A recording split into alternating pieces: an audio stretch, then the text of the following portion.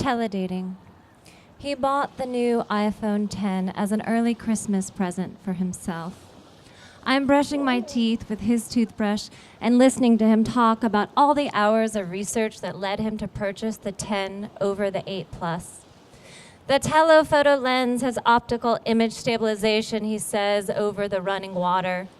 What's so great about telephoto lens anyway? Can you really see a difference? Of course you can, he replies.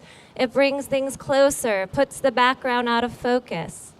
I spit into the sink, wipe my mouth on his roommate's towel, and stand in the doorway in his black t-shirt. That makes sense. Telepathic, telephoto, telephone. The Greek root must mean far away from something. Does anyone say telephone anymore? Seriously, when was the last time you've heard it? It's just phone or cell phone now. Isn't it interesting how words evolve? The image looks sharper on the 10, he replies, cupping his hands and flickering through the photos and pausing to watch one of the videos he made of Ocean Beach. I sit next to him on the futon, reach my arms around his t-shirt, under his t-shirt, to take off my bra. Look at the screen, he says. It's edge to edge, top to bottom. It's so curvy. It's beautiful. Not really, I say, crossing my unshaved legs, wishing I shaved my legs. Maybe he'd be looking at my legs if I shaved them. Probably not. What's that tab in the center of the screen? It's the notch. It looks odd, I say. Unnecessary. Not pretty at all. I hardly notice it, he replies. Look, when I change the wallpaper to black, it doesn't disrupt the symmetry. I lean closer to him, my arm pressing against his arm. The X feels different. It's the perfect weight. It just feels good in my hand. I fall back on the pillow and slide my legs under the blanket. I gaze at the tiny Charlie Brown tree and a handful of ornaments that I brought over. It looks unbearably sad. I wonder if I will ever have my own apartment where I can put a tree in the living room with a fireplace where I can burn my own goddamn Duraflame.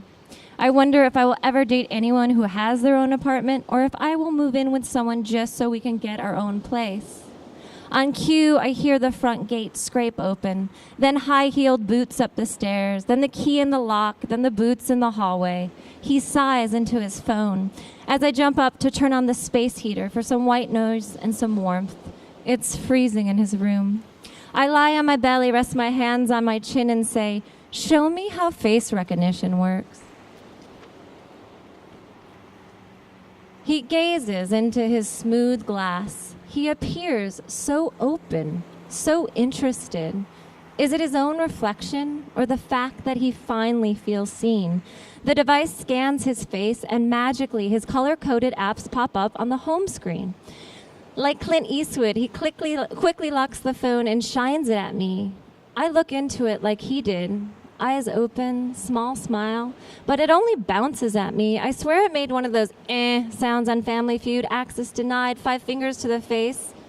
I'm really starting to hate this thing. He flips the phone over and runs his fingers across its smooth back. The living room lights turn on.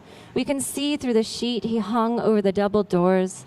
The apartment is technically a 1-bedroom. We are sleeping in the dining room, and his roommate is in the living room. Stranger things blare through the walls.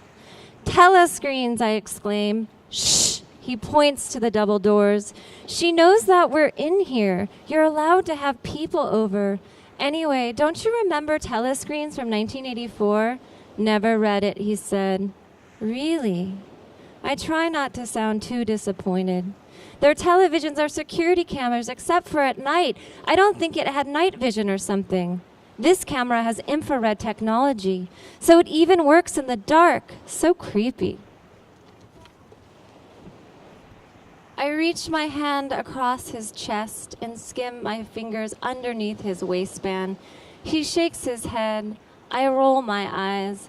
"We can be quiet," I say. "No, it's weird," he whispers. "She won't hear us.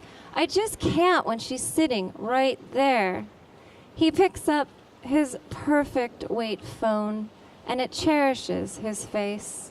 I roll over and grab my rose gold 7 and admire its white border.